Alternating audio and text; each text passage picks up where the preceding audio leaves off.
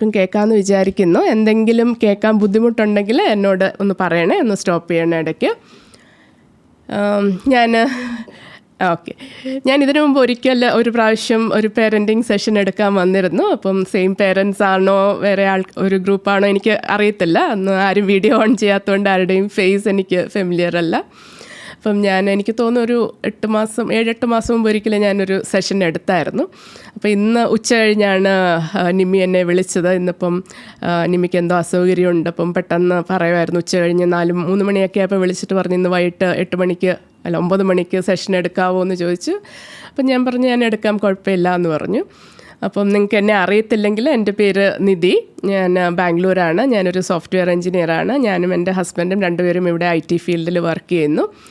ദൈവം ഞങ്ങൾക്ക് 5 മക്കളെ ദാനമായി അനുഗ്രഹിച്ചിട്ടുണ്ട്. 3 ബോയ്സും 2 ഗേൾസും. മൂത്ത മോള് 10th പഠിക്കുന്നു.